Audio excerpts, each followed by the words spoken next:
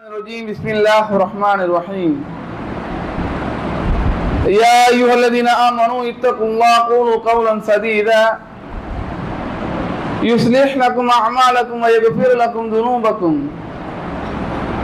ومن يطع الله ورسوله فقد فاز فوزا عظيما. وقال أيضا يا أيها الناس اتقوا ربكم الذي خلقكم من نفس واحدة وخلق منها زوجها وبث منهما رجالا كثيرا ونساء واتقوا الله الذي تساءلون به والأرحام إن الله كان عليكم رقيبا. وقال أيضا يا أيها الذين آمنوا اتقوا الله حق تقاته ولا تموتن إلا وأنتم مسلمون. قال النبي صلى الله عليه وسلم فإن خير الحديث كتاب الله وخير الهدي هدي محمد النبي صلى الله عليه وسلم وشر الأمور محدثاتها وكل محدثة بدعة وكل بدعة ضلالة وكل ضلالة في النار. اللهم صل على محمد وعلى آل محمد كما صليت على إبراهيم وعلى آل إبراهيم إنك حميد مجيد. اللهم بارك على محمد وعلى آل محمد كما باركت على إبراهيم وعلى آل إبراهيم إنك حميد مجيد. அனைத்து புகழும் புகழ்ச்சியும் இறைவனாகிய அல்லாஹ் சுப்ஹானஹு வ தஆலா அவனுக்கே உரித்தாக்கி அவனுடைய சாந்தியும் சமாதானமும் அருளும் பரக்கத்தும் இந்த உலகிற்கு இறுதியாக அனுப்பப்பட்ட முஹம்மது நபி ஸல்லல்லாஹு அலைஹி வஸல்லம் அவர்களின் மீதும் அவர்களுடைய அரிச்சுவற்றை அப்படியே பின்பற்றிய சத்திய சஹாபாக்கள், சஹாபிய பெண்மணிகள், தாபியீன்கள், தபா தாபியீன்கள், மேலும் இந்த உலகத்தில் முஸ்லிமாக வாழ்ந்து கொண்டிருக்கின்ற, வாழ போகின்ற, வாழ்ந்து மரணித்த அனைத்து முஸ்லிம்களின் மீதும் என்றென்று நிலவட்டமாக. அல்ஹம்துலில்லாஹ், அல்லாஹ்வுடைய மாபெரும் கிருபையால் சூரியன் உதிக்கக்கூடிய நாட்களிலே சிறந்ததொரு நாளில் அல்லாஹ்வுடைய கட்டளையை நிறைவேற்றுவதற்காக அல்லாஹ்வுடைய தூதரை எவ்வாறு காட்டி தந்தார்களோ அந்த அடிப்படையில் ஜும்ஆவுடைய கடமையை நிறைவேற்றுவதற்காக இங்கு எவ்வாறு நாம் அமர்ந்திருக்கின்றோமோ அதே போல் நாளை மறுமையில் ஜன்னத்துல் ஃபிர்தௌஸ் என்ற சுவனத்தில் அல்லாஹ் சுப்ஹானஹு வ தஆலா உங்களுடைய சந்ததிகளையும் என்னுடைய சந்ததிகளையும் அல்லாஹ் சுப்ஹானஹு வ தஆலா ஒன்று கூட்டுவானாக. அல்ஹம்துலில்லாஹ், அல்லாஹ்வுடைய மாபெரும் கிருபையால் இன்றைய தினம் வரைக்கும் நாம் எல்லாம் முஸ்லீமாக வாழ்ந்து கொண்டிருக்கின்றோம். மரணிக்கும் பொழுது முஸ்லீமாக மரணிக்கக்கூடிய பாக்கியத்தை அல்லாஹ் சுப்ஹானஹு வ தஆலா உங்களுக்கும் எனக்கும் தர வேண்டும். எதம் இஸ்லாமிய சகோதர சகோதரிகளே, சமகால கட்டத்தில் பார்க்கக்கூடிய ஒரு மோசமான ஒரு விஷயம், முன்றைய காலத்தில் பார்த்தோம்னா ஏதாவது ஒரு சம்பவம் நடந்தது அப்படின்னு கேள்விப்படும். ஆனா இப்போ நீங்க எடுத்து பாத்தீங்கன்னா ஒவ்வொரு நாளைக்கும் அந்த சம்பவம் நடக்குது, ஒண்ணுக்கும் மேற்பட்ட முறையில அப்படிப்பட்ட ஒரு சம்பவமாக இருக்கு. அதே போல இந்த சம்பவம் என்பது காபிரான தெருக்களில், காபிரான ஏரியாக்களில் நடக்கக்கூடிய ஒரு விஷயம். முஸ்லிம் மஹல்லான்னு சொல்லக்கூடிய முஸ்லிம்கள் அதிகமாக வாழக்கூடிய இடங்களிலே இந்த விஷயம் சர்வ சாதாரணமாக கேள்விப்படக்கூடிய ஒரு விஷயமாக இருக்கு. இன்னும் ஒருபடி மேல போய் சொல்லணும்னா, ரசூலுல்லாஹி ஸல்லல்லாஹு அலைஹி வஸல்லம் எதை பெரும்பாவம் என்று சொன்னாங்களோ, அல்லாஹ் சுப்ஹானஹு வ தஆலா எதன் பக்கம் நீங்க நெருங்காதீங்கன்னு சொன்னாங்களோ, சஹாபாக்கள் எந்த விஷயத்தை பண்ணிடவே கூடாதுன்னு நினைச்சாங்களோ அப்படிப்பட்ட ஒரு விஷயம் முன்னாடி காலத்தில் மிகப்பெரிய ஒரு பாவமாக பார்க்கப்பட்ட விஷயம் என்பது காலங்களின் மாற்றத்தின் காரணமாக இப்போது சர்வ சாதாரணமாக இந்த கால வாங்கி அந்த கால வாங்க விடுறா மாரி அந்த அளவுக்கு ஒரு சர்வ சாதாரணமான ஒரு விஷயமாக ஆகிட்டு. இஸ்லாமிய சகோதர சகோதரிகளே, அல்லாஹ்வுடைய தூதர் ஸல்லல்லாஹு அலைஹி வஸல்லம் அவங்களும் அல்லாஹ்வுடைய கடுமையான முறையில எச்சரிச்சிருக்காங்க. அப்படிப்பட்ட ஒரு விஷயம் தான் விபச்சாரம் என்பது, ஜினான்னு சொல்லுவாங்க. சமகாலகட்டத்தில் பார்த்தோம்னா ஆணும் ஆணும் சேருவதும் ஜினா தான், விபச்சாரம் தான். பெண்ணும் பெண்ணும் சேருவது விபச்சாரம் தான். அல்லது ஆணும் பெண்ணும் திருமணம் முடிக்காமல் யாரெல்லாம் சேர்கின்றார்களோ, அல்லது திருமணம் முடித்து வேறொரு பெண்ணோட அல்லது வேறொரு ஆணோட சேர்றாங்களோ, இது எல்லாமே விபச்சாரம் சம்பந்தமாகும். அந்த அடிப்படையில இந்த விபச்சாரம் என்பது எந்த அளவுக்கு ஒரு மோசமான ஒரு விஷயம். ஏதோ சமகால கட்டத்தில் நம்ம யாரையுமே முகத்தை பார்த்து கணிக்க முடியாது. சின்ன பிள்ளையில இருந்து வயதானவர் வரைக்கும் இந்த விபச்சாரத்துல மூழ்கி போய் கிடக்கக்கூடிய மக்களை நம்ம பார்க்கிறோம். இஸ்லாமிய மார்க்கம் என்று சொல்லக்கூடிய, இஸ்லாமிய மார்க்கத்துல ஹராம் பெரும்பாவம் என்று சொல்லக்கூடிய நம்முடைய முகதாக்களின் மத்தியிலே சர்வ சாதாரணமாக நடக்கக்கூடிய ஒரு பெரும்பாவமாக இருக்கு. அப்படிப்பட்ட ஒரு மோசமான ஒரு விஷயம் தான் இந்த விபச்சாரம் என்பது. விபச்சாரத்தை பொறுத்தவரையில அல்லாஹ் சுப்ஹானஹு வ தஆலா நிறைய பாவங்களை சொல்லி காட்டுறான் குர்ஆன்ல. குர்ஆனை பொறுத்தவரையில நம்ம நம்மளை நேர்வழி காட்டக்கூடிய ஒரு விஷயம் தான் குர்ஆன். நம்முடைய கையை பிடிச்சி இழுத்துட்டு போகக்கூடியதான் குர்ஆன். அப்படி அந்த குர்ஆன்ல அல்லாஹ் சுப்ஹானஹு வ தஆலா சொல்லும்போது லா தக்ரபுஸ் ஸினா, மத்த விஷயத்தை பத்தி பேசும்போது, மத்த பாவங்களை பத்தி அல்லாஹ் சுப்ஹானஹு சொல்லும்போது, நீங்க இணை வைக்காதீங்க, திருடாதீங்க, புறம் பேசாதீங்க, குறை சொல்லாதீங்க, இப்படின்னு அல்லாஹ் சுப்ஹானஹு வ தஆலா பல பாவங்களை, பெரும்பாவங்களை, சிறு பாவங்களை பட்டியலிட்டு சொல்றான். அதுல இருக்கக்கூடிய ஒரே ஒரு பெரிய பாவம் தான் அல்லாஹ் சொல்லும் போது அதன் பக்கம் நீங்க நெருங்காதீங்க அப்படின்னு ஜினாவை பத்தி அல்லாஹ் சொல்றான். அதன் பக்கம் நீங்க நெருங்காதீங்க, ஏன்னா நெருங்கிட்டாலே முடிஞ்சதுன்னு அர்த்தம். நெருங்கிட்டாலே கட்டாயமான அதுக்குள்ளார போய் விழுந்துருவான்னு அர்த்தம். அந்த அடிப்படையில் அல்லாஹ் சொல்லும் போது லா தக்ரபு ஸினா இன்னஹு கான ஃபாஹிஷா வ ஷாப சபீலா, மிகப்பெரிய ஒரு பாவமாக இருக்கு, அது ஒரு வழிகேடான ஒரு விஷயமா இருக்கு அப்படின்னு அல்லாஹ் சுப்ஹானஹு வ தஆலா அழகான முறையில எச்சரிக்கக்கூடிய விதத்துல சொல்றான். ஏன்னா விபச்சாரம் என்பது ஒரே நேரம் நடந்துடாது. முதல்ல பார்வையில விபச்சாரம் என்பது நடக்கும், அதுக்கப்புறம் பேச்சில விபச்சாரம் என்பது நடக்கும், அதுக்கப்புறம் தான் பெரிய பாவம் என்பது நடக்கும். அதனால சொல்றாங்க, முதல்ல அடிப்படையை நீங்க தவிர்த்துடுங்க. இஸ்லாமிய மார்க்கம் அழகான முறையில எந்த பாவம் செய்யறதா இருந்தாலும் அதுக்கு ஒரு சொல்யூஷனை வச்சிருக்கும். இது நீங்க செய்யாதீங்கன்னு மட்டும் சொல்லாம, இது செஞ்சா என்ன தண்டனை என்பது இஸ்லாமிய மார்க்கம் சொல்லும். அதனால இரையச்சத்தோட சில மக்கள் என்ன பண்ண மாட்டாங்க, அதை நெருங்க மாட்டாங்க. அப்படிப்பட்ட ஒரு சிறந்த ஒரு விஷயம் தான் விபச்சாரத்தின் பக்கம் நெருங்காமல் இருக்கணும்னா அல்லாஹ் சொல்றான், அதன் பக்கம் நீங்க நெருங்காதீங்க, அது மிகப்பெரிய ஒரு பாவம், கேடுகளில் மிகவும் மோசமான ஒரு விஷயம் விபச்சாரம் தான். இதை குறித்து ரசூலுல்லாஹி ஸல்லல்லாஹு அலைஹி வஸல்லம் அவங்கள்ட்ட நிறைய விஷயங்கள், நிறைய சம்பவங்கள் நமக்கு கிடைக்கும். விபச்சாரம் என்பது எந்த அளவுக்கு மோசமானது, அதனுடைய தண்டனை என்பது எந்த அளவுக்கு மோசமானது நம்ம சமகாலகட்டத்தில் பார்க்கிறோம்.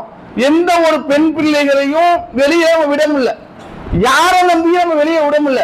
கணக்கு எடுக்கிறாங்க ஐநா சபையில, குழந்தைகள்லாம் எந்த அளவுக்கு பாதிக்கப்படுறாங்க, யாரால அதிகமான முறையில் விபச்சாரம் என்பது நடக்குதுன்னு கணக்கு எடுக்கும் போது கிட்டத்தட்ட 75% அல்லது அதுக்கு மேல பர்சன்டேஜ் யாராலனா உறவினர்களால அதிகமான பாலியல் வன்கொடுமை நடக்குது. உறவுகள் தானே அப்படின்னு சொல்லிட்டு விடுறோம், அவர்களாலதான் இருக்கிறதே அதிகமான பாலியல் வன்கொடுமைகள் நடக்குது அப்படின்னு சொல்லிட்டு ஒரு கணக்கெடுப்பு காட்டுறாங்க. இஸ்லாமிய சகோதர சகோதரிகளே, இந்த விஷயத்தை குறித்து, ஏன்னா இது இப்படியே போயிட்டு இருந்தா கட்டாயமான முறையில இஸ்லாமிய மார்க்கத்தை ஃபாலோ பண்ணக்கூடிய நாமளே மிகப்பெரிய ஒரு வழிகேட்டுக்கு போயிடும். ஏன்னா பாருங்க, வெளியே இப்ப நம்ம போக முடியல, நம்ம பார்வையை தாத்தக்கூடிய மக்களாக இருக்கணும். அதுதான் அல்லாஹ் சொல்றான். அப்படி பார்வையை தாத்த முடியுமான்னு கேட்டா அந்த அளவுக்கு கூட மோசமான பெண்களும் மோசமான ஆண்களும் இருக்கக்கூடிய ஒரு சமுதாயத்துக்கு மத்தியில, ஒரு காலகட்டத்துக்கு மத்தியில இருக்கிறோம்.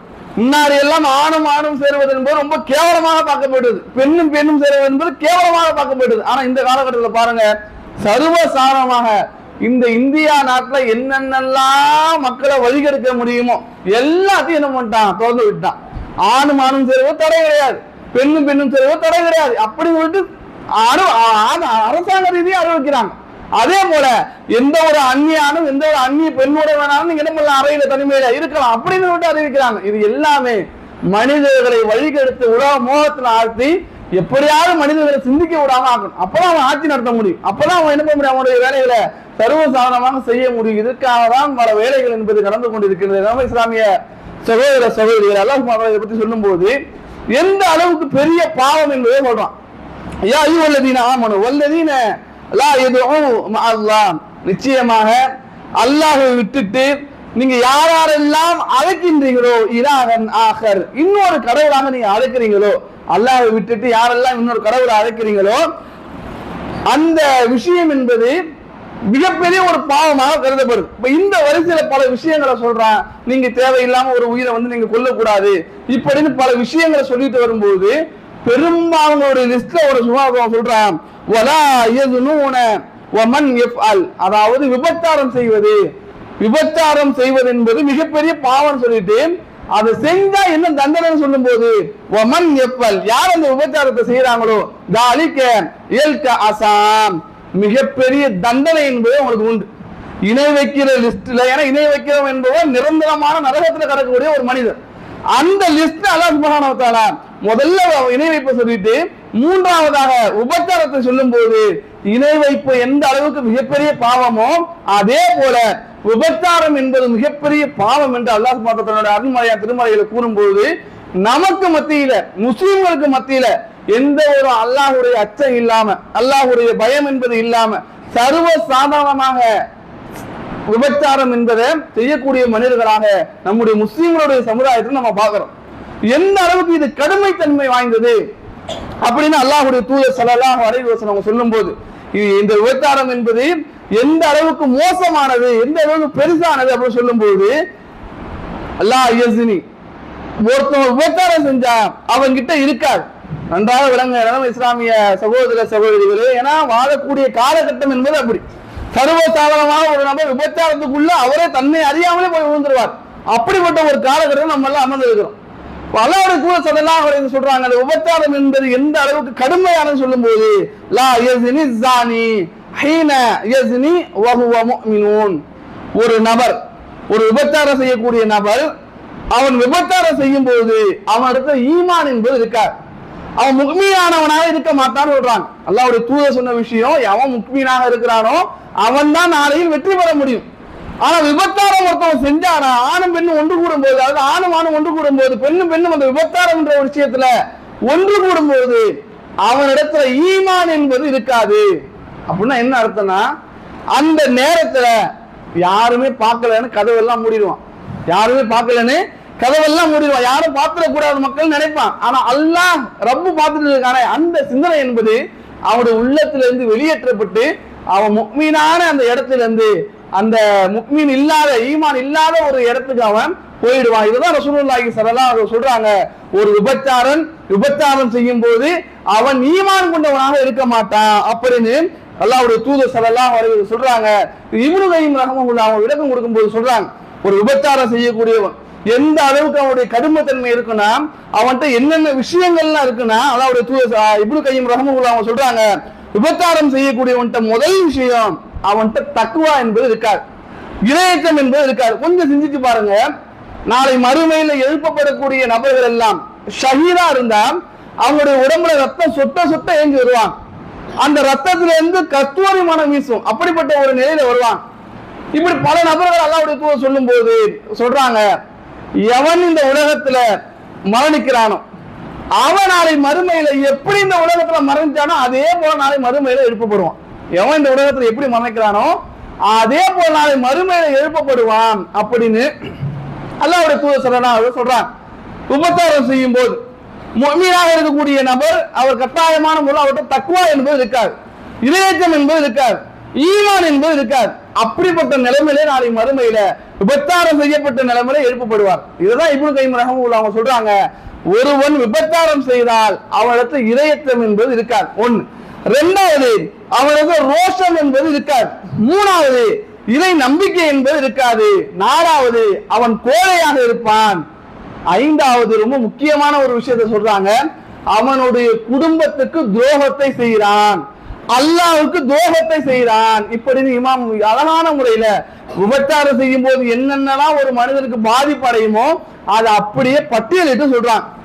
இன்னொருபடி மேல போய் அவன் பொய்யனாக இருப்பான், அதே போல அவன் முனாஃபிக்கா இருப்பான். இமாம் இப்னு கய்யிம் சொல்றாங்க, ஏன்னா ஒவ்வொருத்தனும் உபச்சாரம் பண்ணும் போது கண்டிப்பான முறையில் இரட்டை முகம் வேணும்தான். அவனுக்கு மக்களுக்கு முன்னாடி நல்ல மாதிரி காட்டிப்பான், மக்கள் பார்க்காத நேரத்துல அவன் உபச்சாரம் செய்யக்கூடியவனா இருப்பான். இப்படி இந்த பல விஷயங்களை இப்னு கய்யிம் ரஹ்மத்துல்லாஹி அவங்க அழகான முறையில ஒண்ணு ஒன்னா சொல்றாங்க.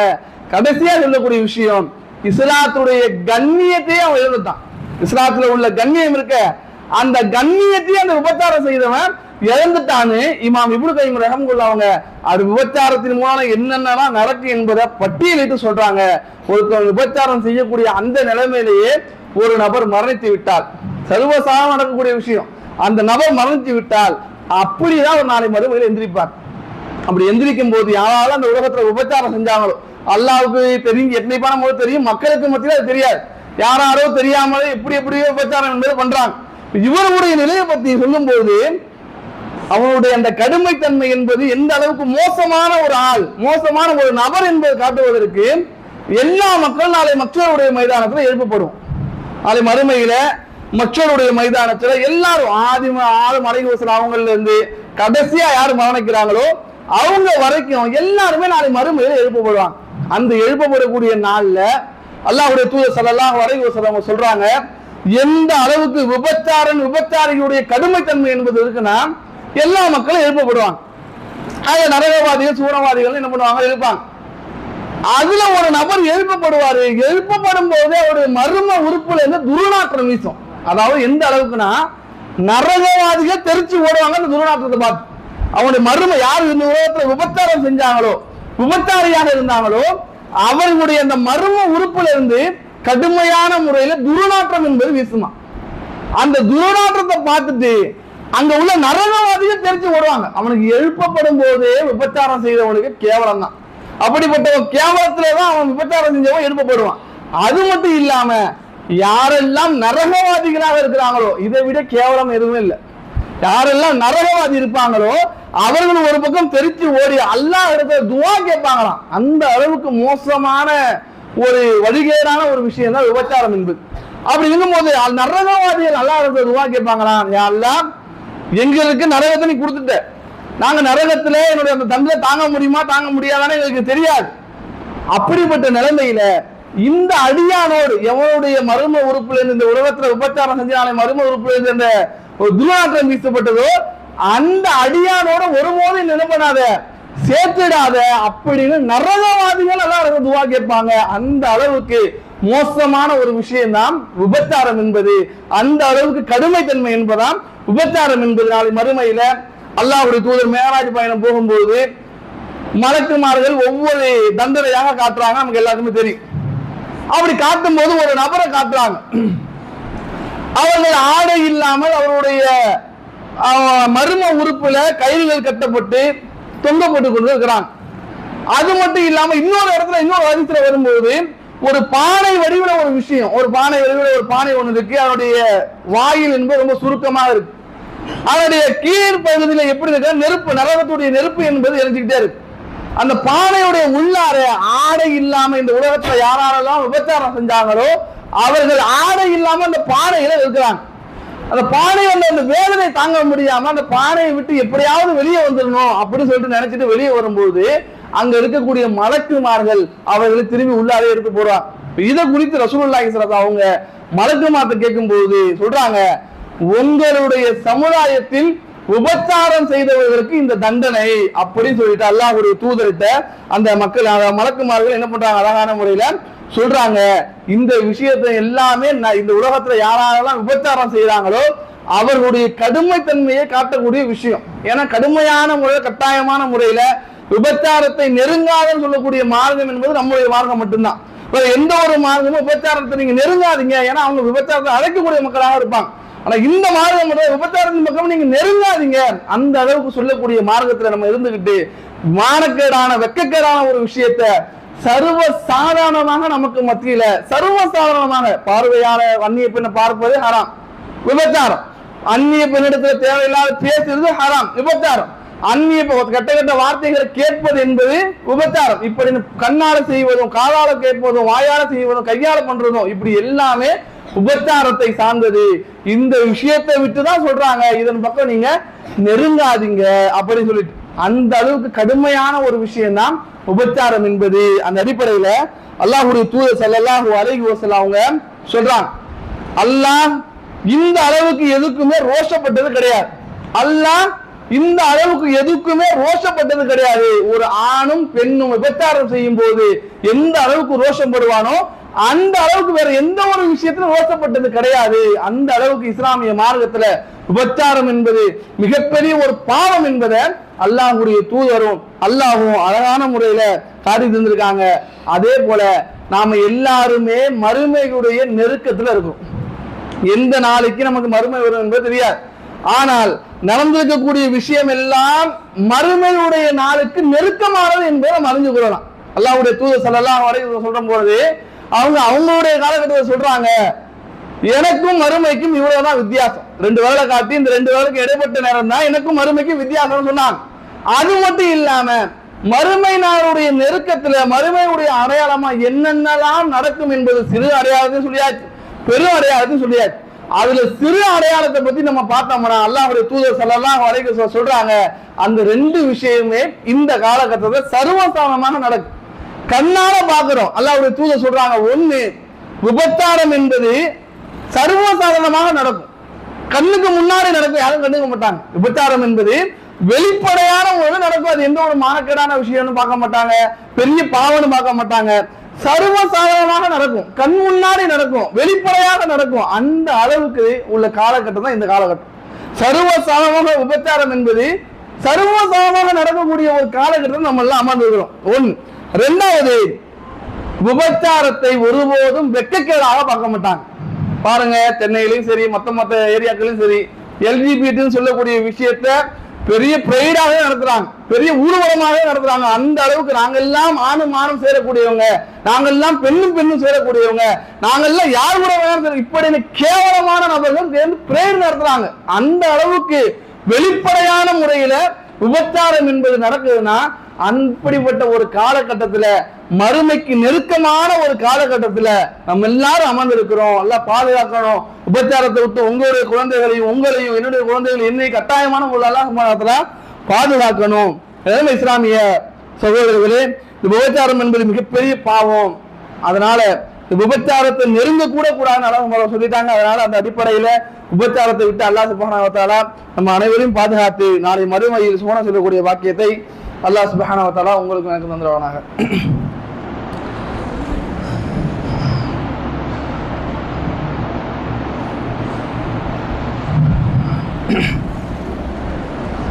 இன்னல் ஹம்துலில்லாஹ் நஹ்மதுஹு வ நஸல்லி அலா ரசூலில் கரீம். அம்மா பஅத். இஸ்லாமிய சகோதர சகோதரிகளே, விபச்சாரம் என்பது மிகப்பெரிய ஒரு மானக்கேடான ஒரு விஷயமாக இருக்கின்றது. அல்லாஹ்வும் அல்லாஹ்வுடைய தூதரும் அதனுடைய கடுமைத்தன்மையை பற்றி அதிகமான விஷயங்களை சொல்லுகின்றார்கள். அது மிகவும் மோசமான ஒரு விஷயம். எவன் ஒருவன் விபச்சாரம் செய்கின்றாரோ அந்த நிலைமையில் அவனுடைய ஈமான் என்பது இருக்காது, இறையச்சம் என்பது இருக்காது, அப்படி என்று அல்லாஹ்வுடைய தூதர் ஸல்லல்லாஹு அலைஹி வஸல்லம் அவர்கள் சொல்லியிருக்கின்றார்கள். அந்த அளவுக்கு மோசமான ஒரு விஷயம்தான் விபச்சாரம் என்பது. விபச்சாரம் என்பது நடப்பதற்கு 2 விஷயத்தை சொல்றாங்க. ஒன்னு, பார்வையை தாக்குது. விபச்சாரம் இப்போது நடக்காம இருக்குன்னா ஒன்னு, அவன் பார்வையை தாக்கணும். அல்லாஹ் சுப்ஹானஹு அதான் சொல்றான், குல் லில் முஃமினீன், முஃமினான ஆண்களுக்கு முஃமினான பெண்களுக்கு நபியே நீங்க சொல்லுங்க, யகுல்லு மின் அபுசாரிஹின், அவங்களுடைய பார்வையை தாக்க சொல்லுங்க. விபச்சாரம் என்பது நடக்கிறதுக்கு மிக முக்கியமான ஒரு காரணம் என்னன்னா, முதல்ல பார்வை, அடுத்தது பேச்சு, அடுத்தது என்ன பண்ணுவாங்க, பேச்சு என்பது தொடர்ந்து அதுக்கப்புறம் விபச்சாரம் என்பது நடக்கும். அதனால அடிப்படையிலே சொல்றாங்க, நீங்க முதல்ல அந்நிய ஆணாக இருக்கட்டும் அந்நிய பெண்ணாக இருக்கட்டும் பார்வையை தாக்குங்க.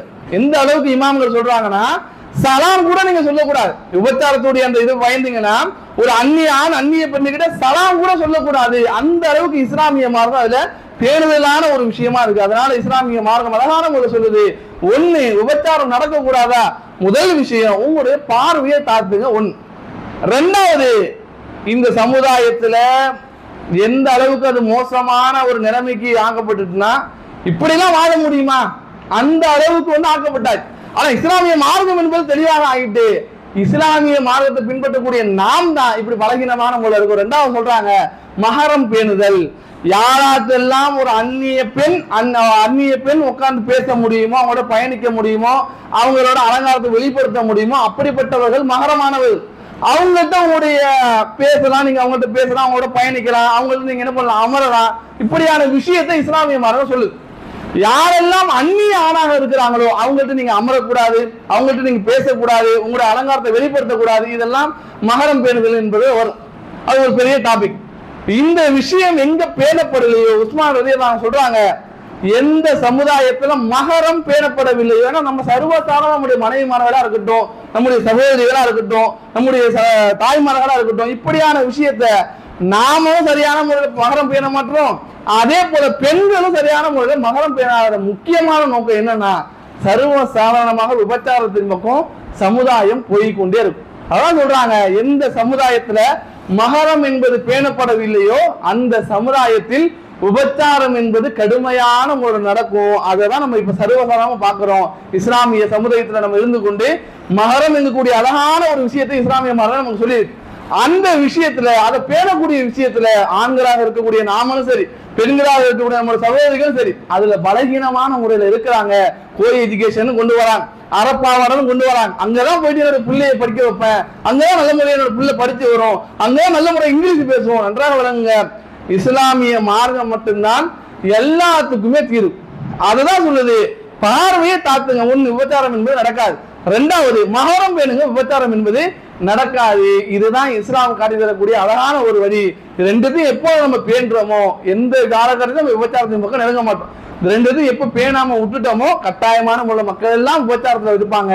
நாளை மறுமை நாளுடைய நெருக்கம் அதுதான். அந்த மறுமை நாளுடைய நெருக்கம் என்பது இப்படியான விபச்சாரம் என்பது வெளிப்படையாக நடந்து நாளை மறுமையில் மிகவும் மோசமான முறையில் எழுப்பப்படுவாங்க, கடுமையான முறையில் கேள்வி கேட்கப்படுவாங்க, நாளை மறுமையில் கடுமையான முறையில் வேதனையும் செய்யப்படுவாங்க. இதை விட்டு அல்லாஹ் சுப்ஹானஹு வ தஆலா உங்களையும் உங்களுடைய சந்ததிகளையும் என்னையும் என்னுடைய சந்ததிகளையும் அல்லாஹ் சுப்ஹானஹு வ தஆலா பாதுகாத்து நாளை மறுமையில் ஜன்னத்துல் ஃபிர்தௌஸ் என்ற சூனத்தில் குடும்பத்தோடு, உறவினர்களோடு, சந்ததிகளோடு நுழையக்கூடிய பாக்கியத்தை அல்லாஹ் உங்களுக்கும் எனக்கும் தந்தவனாக. ரப்பனா ஆத்தினா ஃபித் துன்யா ஹஸனா வ ஃபில் ஆখিরাতি ஹஸனா வ கினா அஸாபன்னார்.